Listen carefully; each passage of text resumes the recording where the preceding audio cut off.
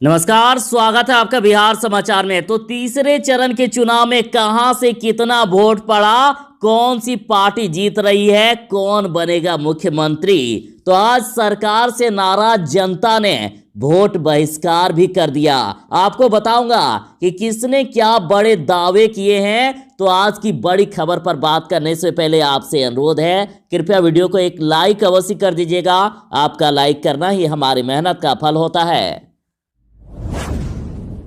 कई जगहों पर वोट बहिष्कार कर दिया गया। सुपौल के सिमरिया में 30 साल में नहीं बनी सड़क, तो 8 बूथों पर लोग नहीं गए वोट देने। रोड नहीं तो वोट नहीं कह के वोट बहिष्कार कर दिया गया। और सुबह 11:30 बजे तक तो एक भी वोट नहीं पड़ा था, और इसके बाद भी ऐसा ही माहौल देखने को मिला।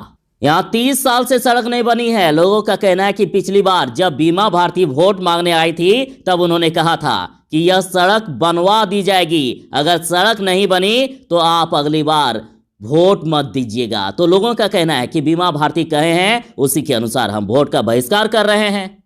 इसके अलावा कुल 8 बूथ हैं, 10,000 की आबादी ने कर दिया है वोट बहिष्कार।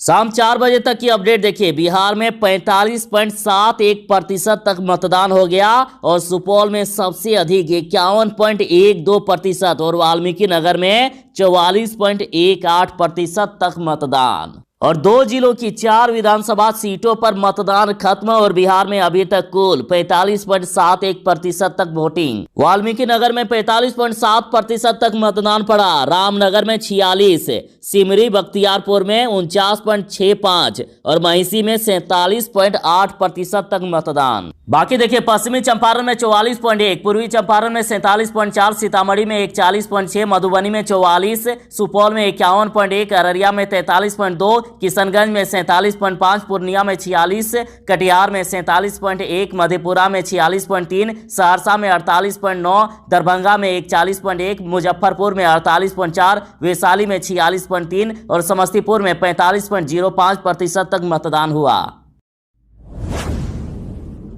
पूर्णिया बूथ पर फायरिंग करनी पड़ी, सोशल डिस्टेंसिंग को कहा तो सीआईएसएफ जवानों को ही घेर कर पीटा गया, और बचाव में 5 राउंड हवा फायरिंग की गई, 4 लोग गिरफ्तार। ये घटना पूर्णिया के दमदहा विधानसभा क्षेत्र के बूथ नंबर 282 की है, जहां सीआईएसएफ के जवानों ने मतदान करने आए लोगों से सोशल डिस्टेंसिंग की अपील करते हुए कतार में लगने को कहा, लेकिन लोग हंगामा करने लगे और सीआईएसएफ के जवान को ही घेर कर पीटने लगे, और बचाव में सीआईएसएफ के जवानों को 5 राउंड हवा फायरिंग करनी पड़ी। तो वहीं अररिया विधानसभा क्षेत्र के सिकड़ी में बूथ संख्या 51 पर सुरक्षा बलों और मतदाताओं के बीच झड़प हो गई। वोटरों ने सुरक्षा बलों पर मारपीट का आरोप लगाया, और वहां भी काफी देर तक अफरा तफरी का माहौल बना रहा। बिहार चुनाव में दिए गए 9 बयान जो चर्चा में रहे। बिगड़े बोल में महागठबंधन पर भारी पड़ा एनडीए। चुनाव से पहले नीतीश कुमार जैसे राजनेता, जिन्हें बेहद गंभीर वक्ता माना जाता है, उनका जब बयान आया तो लोग चौंक गए। उन्होंने कहा था कि 8-8, 9-9 बच्चा पैदा करता है, बेटी पर भरोसा नहीं है, कई बेटियां हो गई तब बेटा पैदा हुआ, ये कैसा बिहार बनाना चाहते हैं। बिना किसी का नाम लिए मुख्यमंत्री नीतीश कुमार ने चुनावी सभा में जब ये बात कही, तो सभी ने इसका मतलब लालू प्रसाद के परिवार से जोड़ दिया। तब तेजस्वी यादव ने इस बात पर कहे थे कि पीएम मोदी के भी तो 6-7 भाई बहने हैं, नीतीश कुमार उन्हें भी अपमानित किए हैं। जगदानंद सिंह ने तो नीतीश कुमार को पागल मुख्यमंत्री कह दिया। उन्होंने कह दिया था कि बिहार का कोई पागल मुख्यमंत्री ही यह कह सकता है कि राजद के शासनकाल में कैबिनेट की बैठक नहीं होती थी। तो राजद के प्रदेश अध्यक्ष जगदानंद सिंह ने मुख्यमंत्री पर यह निजी हमला तब किया था जब नीतीश कुमार ने अपने वर्चुअल रैली में लालू राबड़ी शासनकाल में कैबिनेट की बैठक नहीं होती थी ऐसी बात कह दी थी, तो उन्हें पागल मुख्यमंत्री कह दिया गया।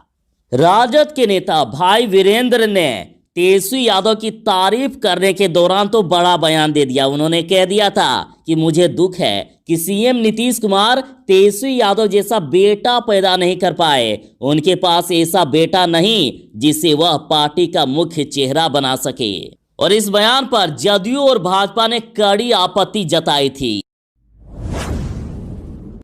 भाजपा के घोषणा पत्र पर सवाल उठाने पर मनोज तिवारी ने तेजस्वी यादव के बारे में कहा था कि पता नहीं तेजस्वी यादव घोषणा पत्र भी पढ़ पाते हैं या नहीं। तो वहीं भाजपा के प्रदेश अध्यक्ष संजय जायसवाल ने कह दिया था कि तेजस्वी यादव को देखकर औरंगजेब की याद आ जाती है। राजद के पोस्टर पर लालू प्रसाद की तस्वीर नहीं होने पर उन्होंने ये बयान दिया था।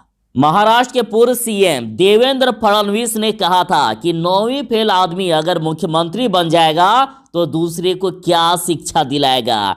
देवेंद्र फडणवीस ने तेजस्वी यादव पर यह निजी बयानी हमला किया था। केंद्रीय गृह राज्य मंत्री नित्यानंद राय ने कह दिया था कि विधानसभा चुनाव में अगर महागठबंधन जीत गया तो जम्मू कश्मीर के आतंकवादी बिहार में पनाह लेंगे। केंद्रीय गृह राज्य मंत्री नित्यानंद राय ने इस शुरुआती भाषण में काफी चर्चाएं बटोरी, लेकिन तुरंत ही भाजपा को यह लगा कि इस बयान से नुकसान हो सकता है, इसलिए अगले ही दिन भाजपा ने इस पर सफाई भी दे डाली। कांग्रेस ने अपने घोषणा पत्र में कहा है कि गरीबों का बिजली बिल माफ कर देंगे, किसानों के सही फसल का सही मूल्य दिलाएंगे, किसानों का कर्ज माफ कर देंगे, कृषि कानूनों को खारिज करने का वादा किया है और कहा कि जब तक नौकरी नहीं मिलती है सभी बेरोजगारों को हर महीने 1500 रुपया दिया जाएगा। विधवा पेंशन को 1000 रुपया तक कर दिया जाएगा। तो वहीं राजद द्वारा तेजस्वी यादव ने कहा है कि पहली कैबिनेट में 10 लाख लोगों को रोजगार मिलेगा। अगर मेरी कलम उठेगी तो सबसे पहले 10 लाख लोगों को रोजगार देने के लिए, और परीक्षा के लिए भरे जाने वाले आवेदन का फीस नहीं लगेगा, फ्री में होगा। परीक्षा केंद्रों तक जाने का किराया